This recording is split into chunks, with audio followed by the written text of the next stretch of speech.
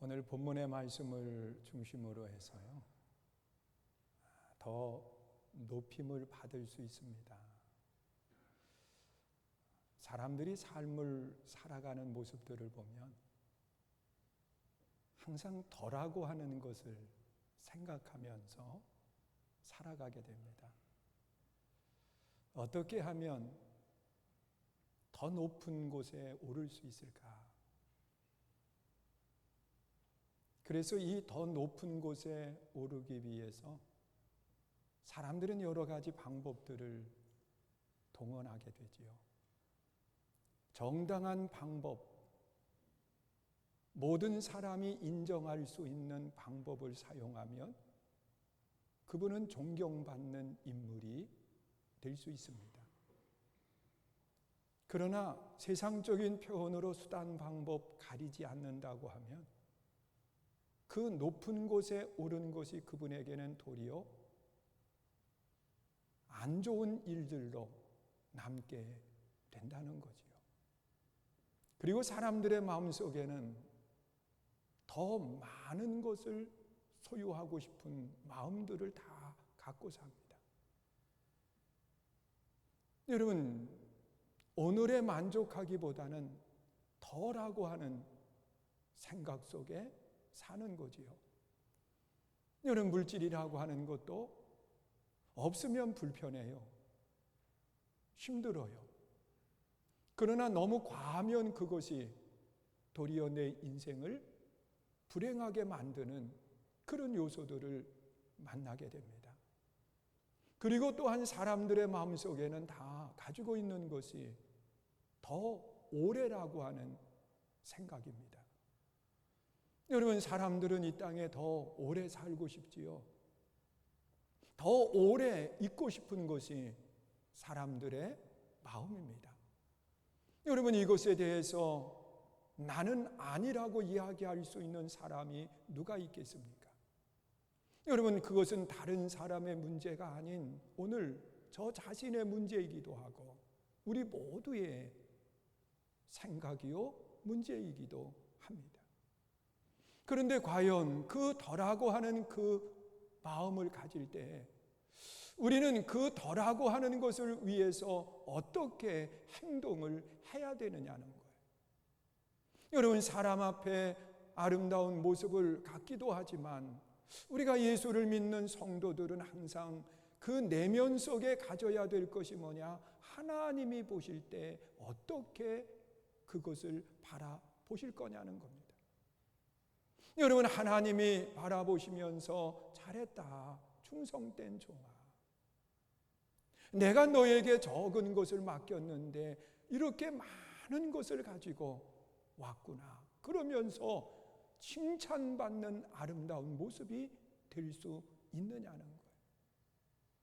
여러분, 스가랴 선지자는 본문 말씀에서 이 덜하고 하는 아름다운 인생을 살려고 하면, 그것도 하나님이 인정하시는 아름다운 모습을 가지려고 하면 이런 모습을 갖추어야 된다고 그렇게 말씀을 하고 있습니다. 자, 그 가운데 한 가지가 뭐냐고 하면 하나님이 명하신 도, 하나님이 명하신 율례를 잘 지킬 수 있는 신앙을 가져야 된다는 겁니다. 그래서 오늘 본문 7절에 보니까 그렇게 말씀을 해요. 만군의 여호와의 말씀에 내가 만일 내 도를 행하며 내 규례를 지키면 내가 내 집을 다스릴 것이요 내 뜰을 지킬 것이며 내가 또 너로 여기 섰는 자들 가운데에 왕래하게 하리라 그랬습니다. 여러분, 하나님의 도 그랬어요. 여러분, 여기에서 말씀하시는 하나님의 도는 당연히 지켜야 되는 그런 것들을 말하고 있습니다. 우리가 예수를 믿는다고 하면 당연히 지켜야 되는 그런 요소들이 많이 있습니다. 여러분, 그 중에 하나가 뭐냐고 하면 하나님의 날을 기억해서 거룩하게 지키는 것. 이것은 예수 믿는 사람들이 당연히 해야 되는 일입니다. 여러분, 예수님을 믿는다라고 말하면서 우리는 하나님을 예배하지 아니하고 우리가 있는 곳에서 쉬기만 한다고 하면 그것은 하나님이 기뻐하는 모습이 아니라는 겁니다. 여러분, 성도라고 하면 당연히 지켜야 되는 것은 하나님의 나를 거룩하게 지키는 겁니다. 그런데 우리의 마음속에 때로 주일은 지키는데 너무 자주 돌아옵니다. 일주일이 아니라 하나님 한 달에 주일을 한 번만 정하시지 왜 일주일에 한 번씩 정해가지고서는 이렇게 힘들게 하십니까? 한 달에 한 번. 또 어느 분의 마음속에는 하나님 한 달도 많아요. 그냥 1년에 한 번 딱 하나님 앞에 예배드리게 하셔서 그것도 정말 온전하게 예배드리면 될 텐데 왜 하나님 일주일에 한 번씩 드려야 됩니까? 여러분, 그런데 우리 한번 생각해 보세요. 여러분, 일주일에 한 번 하나님의 성전에 올라와 주일 예배로 하나님께 영광을 돌리면서 우리는 하나님 앞에 내 자신을 돌아보고 그리고 어떻게 생활해야 될지 하나님의 사람으로서 그러면서 하나님의 말씀을 들어도 우리 삶이 하나님의 뜻과 벗어나게 살 때가 너무도 많아요. 그래서 하나님께서는 우리를 바라보시면서 당연히 지켜야 될 주일을 우리 성도들은 7일에 한 번씩은 지켜야 된다고 그렇게 말씀을 하시는 거예요. 그래야 우리가 곁길로 나가지 않아요. 하나님을 온전히 예배하는 아름다운 신앙을 갖게 된다는 겁니다. 여러분, 당연한 그런 일들을 우리가 하지 못할 때 많이 있어요. 여러분, 또한 성도라고 하면 당연히 구분하면서 살아야 된다는 거예요. 여러분, 날도 구분해야 되지만 물질도 하나님 앞에 구분하면서 살아야 된다는 거예요. 그래서 하나님의 것이 있고 내 것이 있다고 그렇게 말씀을 하고 있습니다. 여러분, 첫 것은 하나님의 것이다. 그렇게 하나님이 말씀을 하셨어요. 그리고 또한 내 삶에 주신 것의 11조는 하나님의 것이라고 말씀을 하고 있습니다. 여러분, 우리 예수 믿는 사람들은 그것이 당연한 것으로 받아들이고 생활하고 있습니다. 여러분, 우리가 살면서 깨닫는 것이 여러분, 하나님의 것을 구분할 줄 아는 사람들은 물질을 규모 있게 사용하는 것을 보게 됩니다. 그래서 그것이 내 인생을 행복하게 만들고 도리어 복 있는 삶으로 살게 하는 겁니다. 여러분, 또한 우리는 당연히 해야 되는 성도의 도리가 있습니다. 그것은 내 몸을 구분해서 하나님께 드리는 겁니다. 여러분, 우리는 하나님의 영광을 위해서 내 몸을 사용할 줄 알아야 돼요. 여러분, 세상 것에만 흠뻑 빠져서 사는 것이 아니라 내 몸을 하나님께 구분해서 드리는 것, 하나님의 영광을 위해서 일하는 것, 이것을 성도들은 당연히 지켜야 되는 것이라고 말씀을 하고 있는 겁니다. 여러분, 또한 규례라고 있습니다. 하나님이 명령하시는 것들을 우리는 당연하지 않지만 반드시 지켜야 된다는 거예요. 때로는 내가 받아들이기가 어려워요. 그러나 하나님의 규례는 반드시 지켜야 된다는 거예요. 하나님이 명하신 것. 여러분, 우리 한번 냉정하게 생각을 해보세요. 어느 날 아브라함을 하나님이 부르시더니 하는 말씀이 내 독자 아들 이삭을 제물로 드리라는 거예요. 여러분, 하나님이 명하신 것인데 여러분, 이것은 당연하지 않아요. 세상 이치에도 맞지도 않아요. 그런데 아브라함은 그 하나님이 명하신 것이기 때문에 순종하면서 지켰더니요, 아브라함 생애에 씻지 못할 고통으로 남은 것이 아니라 도리어 하나님이 그를 인정해 주시는 아름다운 역사가 일어난 거예요. 여러분, 하나님이 명하신 것 우리는 반드시 지켜야 되는 것이라고 말씀을 하고 있습니다. 이런 신앙을 가질 때 하나님 앞에 높임을 받을 수 있다는 거예요. 여러분, 우리가 살면서 때로는 이 법이라고 하는 것이요, 나를 얽어매는 것처럼 느껴질 때가 참으로 많이 있습니다. 왜 불합리하게 우리들에게만 그런 것을 하라고 말합니까? 그러면서 이야기할 때도 많이 있어요. 여러분, 법이라고 하는 것은 만민에게 다 똑같은 모습을 가져야 되는 겁니다. 그런데 어느 사람에게는 불합리하게 느껴질 때가 있어요. 특별히 요즘 코로나19 사태로 인해서 여러 가지의 코로나 법을 제정해서 지키게 하고 있습니다. 그런데 이것을 지키면서 사람들이 다 맞아 그러면서 그 법을 지키고 있나요? 여러분, 대부분의 사람들의 마음속에는 불합리하게 생각을 합니다. 여러분, 헬스장을 운영하는 분들이 나와서 이것은 불합리합니다.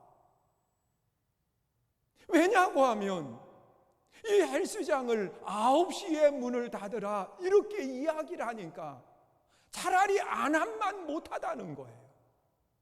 운동하시러 오는 분들이 대부분 9시 이후에 온답니다. 그러니 문을 열면 트레이너의 월급 나가지요? 전기세 나가지요? 그러니까 차라리 문 닫는 게 낫다 그러면서 불합리하다고 이야기를 하고 있습니다. 여러분, 거기만 그렇나요? 여러분, 학원을 운영하시는 분들도 보면 그 몇 명까지만 그러면서 제한을 합니다. 그러니까 그분들은 또 내 입장에서 생각할 때 불합리하다는 거예요. 여러분, 교회는 안 그런가요? 여러분, 교회도 목소리를 높여서 불합리하다고 이야기를 하고 있습니다. 왜 잘 지키는 교회도 동일하게 비난을 받아야 되고, 그리고 또한 예배에 어려움을 당해야 되느냐, 불합리하다라고 말들을 하고 있습니다. 그런데 우리 한번 냉정하게 생각해 보세요. 여러분, 법이라고 하는 것은 만민에게 평등해야 되는데 우리 생각에 불합리하다고 생각하는 것은 내 위치 속에서 나 중심에서 생각하기 때문에 그렇습니다. 여러분, 이 법은 나를 제약하는 것이 아니라 도리어 냉정하게 생각하면 나를 지켜주는 거고, 그리고 내 인생에 행복을 가져다 주는 겁니다. 여러분, 제가 운동을 좋아하는 편에 속합니다. 요즘은 직접 하지 못하고 그냥 오직 걷는 거 이외에는 못해요. 그래서 어제도 저녁 늦은 시간에 그냥 제가 정한 그것만큼 열심히 걸었어요. 그런데 내가 하는 건 그거지만 이 스포츠 운동을 참 좋아하는데, 여러분 생각해 보세요. 특별히 축구는요, 11명의 선수들이 참여하게 돼 있어요. 한 팀에 말이에요. 그리고 법이 정해지기를 11명 중에 1명만 골킵이 되는 거예요. 그런데 우리에게 왜 이 법으로 제약을 하냐? 기왕이면 자유롭게 하게 내버려 두면 얼마나 좋겠냐? 그러면서 이야기하는데, 생각해봐요.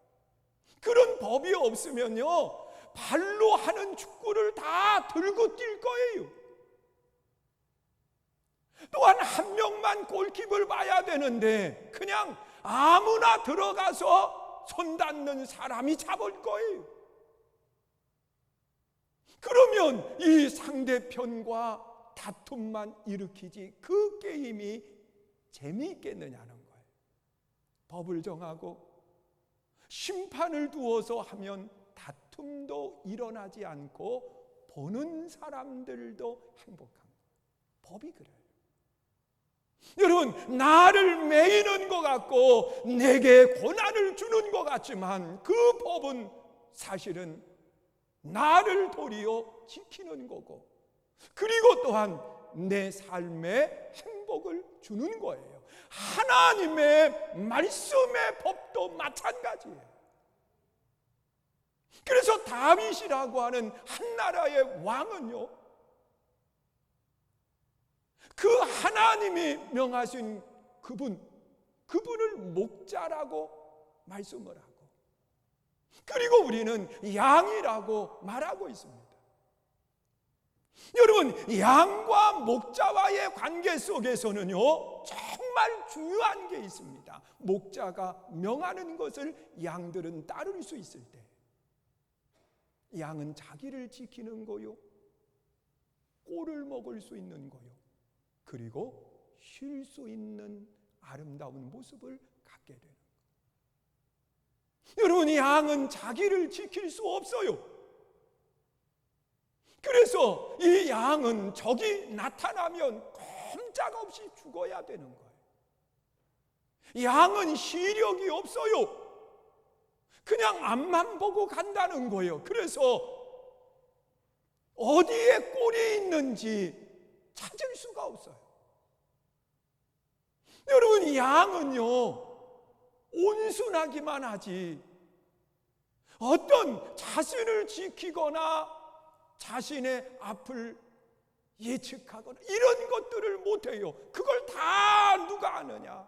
목자가 하는 거예요.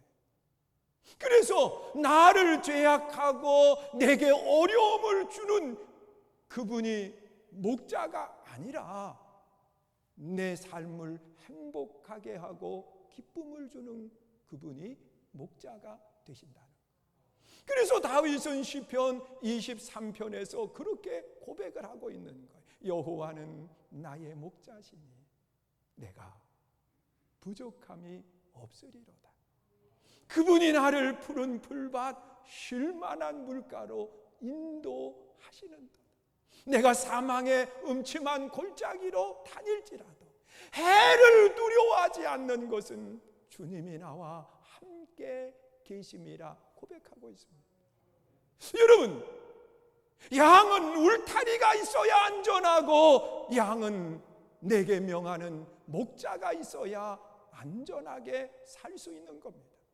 여러분, 우리는 하나님의 말씀이라고 하는 테두리 속에 또한 하나님 안에서 우리가 삶을 살아갈 때 내 삶은 높아지게 되고 내 삶은 모두 속에 존경받는 아름다운 모습이 되는 겁니다. 우리는 하나님의 말씀을 당연히 지켜야 되는 도를 지키고, 또한 때로는 그래 나를 매이게 만드는 것처럼 느껴지지만 그 말씀에 순종하며 나갈 때 그것이 나로 하여금 복이 되게 하고 높아지는 역사가 일어난다는 거예요.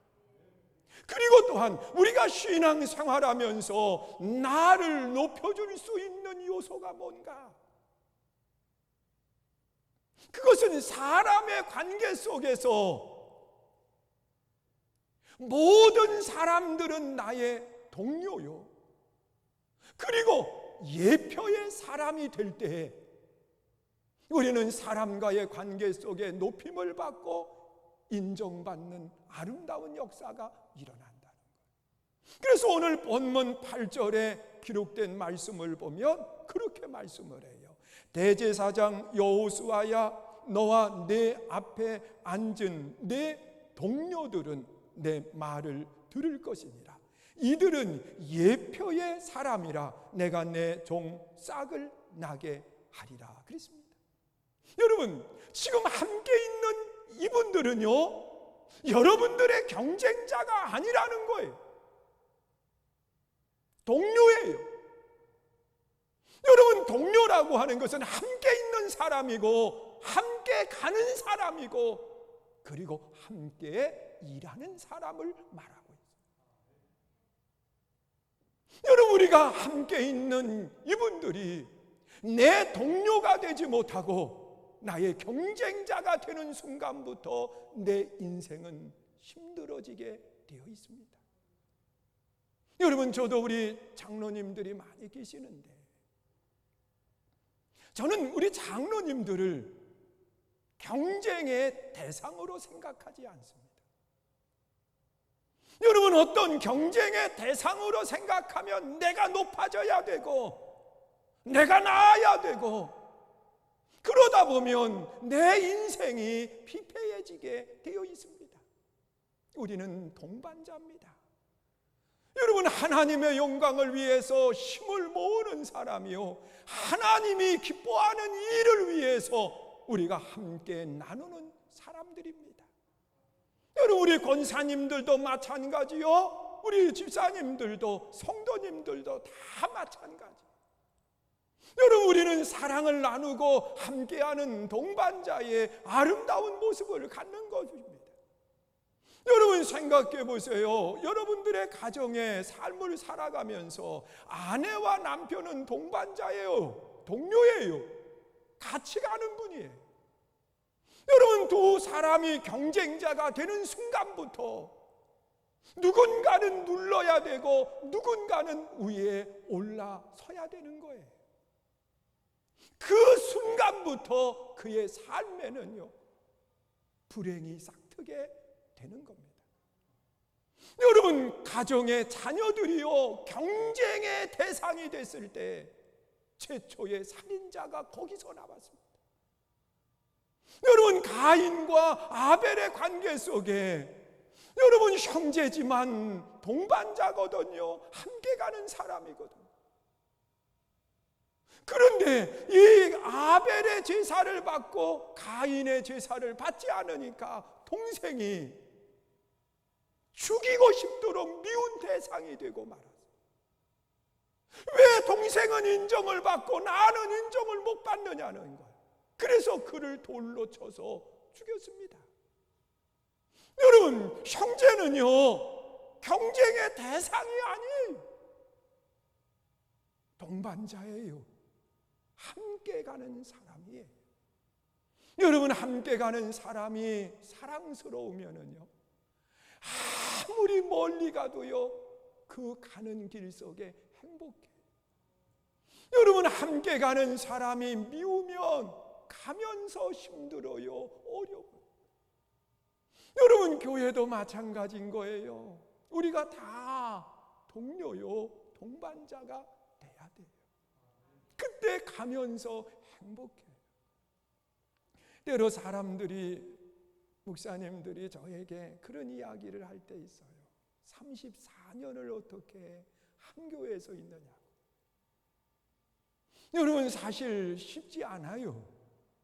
여러분, 결혼 생활도 34년 함께 했거든요. 그런데 저는 함께 하면서 행복하고 함께 하면서 기뻐요. 여러분, 우리 성도들이 사랑스럽지 않으면 함께 가는 것이 불행해지는 거예요. 함께 있는 그 자체가 불행이에요. 여러분, 우리는 동료예요. 그런데 때로는 좋은 사람들만 있느냐? 솔직히 아닙니다. 안 좋은 분들도 계십니다. 그래서 오늘 본문에 보면 스가랴 선지자는 그분들이 예표이다, 그렇게 이야기를 하고 있습니다. 여러분, 예표라고 하는 것이 뭔가요? 그분을 예로 들어서 그분을 본받기도 하고 그분의 삶을 보면서 아하, 저렇게 살지 말아야 되겠구나, 그러면서 그분을 예표 삼는 거예요. 좋은 분도 안 좋은 분도 다 예표가 되는 거예요. 여러분, 생각해 보세요. 사울 왕과 같은 모습, 여러분, 우리는 사울 왕 그러면 그렇게 살지 말아야지. 함께 있는 사람을 경쟁의 대상으로 삼아서 죽이려고 했던 사람이 사울 왕이에요. 여러분, 자기만 생각하면서 내가 왕인데 그러면서 제사장만이 할 수 있는 제사를 대신 드렸던 것이 사울이에요. 그 모습을 보면서 나는 저렇게 살지 말아야지. 여러분, 함께 있는 동료들 가운데 안 좋은 분이 계시거든. 너무 미워하지 마요. 여러분, 나는 저렇게 살지 말아야지 그러면서 예표로 삼으면 그분도 언젠가 변화가 되게 돼 있어요. 그리고 또한 좋은 분들이 있으면 배우는 거예요. 저렇게 하는 거로구나. 그러면서 말이에요. 그래서 오늘 본문에 보면 함께 있는 분들은 동료요 예표의 사람이라고 말하고 있습니다. 그리고 세 번째로 본문 속에 나타나 있는 말씀을 보면 우리는 늘 하나님을 의식하고 살아야 된다는 겁니다. 그래서 본문 9절에 보니까 그렇게 말씀을 하고 있어요. 만군의 여호와가 말하노라. 내가 너 여호수아 앞에 세운 돌을 보라. 한 돌에 7 눈이 있느니라. 내가 거기에 새길 것을 새기며 이 땅의 죄악을 하루에 제거하리라 그랬습니다. 여러분, 여호수아 앞에 있는 돌, 거기에 7 눈을 새겨두었다는 거예요. 이 말 속에는 하나님이 보고 계시다는 거예요. 그래서 어떤 삶 속에서든 하나님을 의식하고 살아야 된다는 거예요. 여러분, 우리가 아는 것처럼 아간이라고 하는 사람, 그가 여리고성을 정복할 때 하나님을 의식했다고 하면 절대로 감추어 두지 않았을 겁니다. 그런데 그는 하나님을 의식하지 않고 도리어 자기만 생각했어요. 여러분, 알아야 될 것이 있어요. 돌에도 눈이 있어요. 여러분, 한국의 속담, 좋은 속담 있잖아요. 낮에 하는 말은 새가 듣고 밤에 하는 말은 쥐가 듣는다고 그런 이야기 하잖아요. 여러분, 때로 우리는 안 들을 거라고 그러면서 얘기하지 마요. 여러분, 목사님이 전화를 했어요. 근데 마침 그 전화를 그 집에 아들이 받은 거요. 뒤에서 엄마가 물어본 거요. 그러니까요, 아들이 엄마도 그렇게 얘기하니까 그랬어요. 그랬더니 그랬거든요. 그리고 나니까 아들이 그래더라는 것 아니에요. 엄마가 없다 그래래요. 그래. 여러분, 왜 안 듣겠어요? 여러분, 하나님이 왜 보지 않고 계시겠어요? 우리는 세상을 살아가면서 늘 하나님을 의식하고 살아야 돼요. 그러면 우리는 곁길로 가지 않아요. 하나님을 의식하고 살면 하나님이 우리를 높여주시게 되어 있어요. 여러분, 다윗이라고 하는 한 나라의 왕, 여러분, 그가 많은 어려움과 고난을 당하잖아요. 그 고난 속에 그는 하나님을 의식하면서 살았어요. 물론 죄를 짓고 난 뒤에 그 죄를 아간이라고 그 나단 선지자가 이야기했을 때 그는 하나님을 의식하고 그 자리에 무릎을 꿇어요. 나단 선지자는 보잘것 없는 그런 분이었어요. 이름도 알려지지 않은 분. 그러나 그가 하나님의 말씀을 전하니까 한 사람의 말이 아닌 하나님을 의식한 거예요. 사랑하는 성도 여러분, 우리 이 땅의 삶을 살아갑니다. 하나님의 법은 나를 얽어매는 것 아닙니다. 나를 높여주시고자 하시는 하나님의 말씀입니다. 우리가 그 말씀에 귀를 기울이고 그 말씀을 순종하고 따라야 돼요. 여러분, 우리 함께 있는 사람은 경쟁자가 아니에요. 여러분, 나와 함께 있는 사람은 때로는 힘들게 하는 사람도 있고 좋은 분들도 있어요. 그러나 그 모든 분들은 나의 예표가 되는 거예요. 안 좋은 모습을 보면서 나를 돌아보고 좋은 모습을 보면서 나를 채찍질해서 좋은 일들을 행하게 만드는 거예요. 그리고 또한 우리는 하나님을 의식하고 살아야 돼요. 돌만 봐도 저기 하나님의 눈이 있구나. 그러면 우리는 하나님 앞에 아름다운 모습을 갖고 살게 돼 있어요. 우리 다 이 믿음으로 우리 승리하시고 거룩한 뜻 이루는 삶 되시기를 축원합니다. 이 시간 우리 함께 찬양하고 함께 기도합니다. 내가 주인 삼은 모든 것 내려놓고 우리 함께 찬양하고 기도하시는데 우리 말씀 생각하시면서 기도하시고요. 또한 우리 이운담 권사님, 저도 참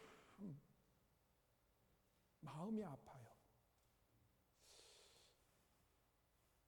이 아침에 오자마자 자회전을 하려고 그랬는데 경찰차가 와 있어요. 중간에 왜 경찰차가 저렇게 서 있나? 그리고 들어오는데 전도사님이 이야기하는 거예요. 아침 일찍이 성경 가방을 들고 그 시간에 올 시간은 아니었거든요. 6시 40분이면 교회 불이 다 꺼져 있는 상태인데 근데 오시다가 교통사고가 나서 연락처도 모르고 우리 교인들 거기에 이름 있는 그분들을 대상으로 전화를 해서 연락을 했다는 거예요. 저도 마음이 참 힘들어요. 하나님의 성전에 오고 싶어 하시다 그런 것 같아서요.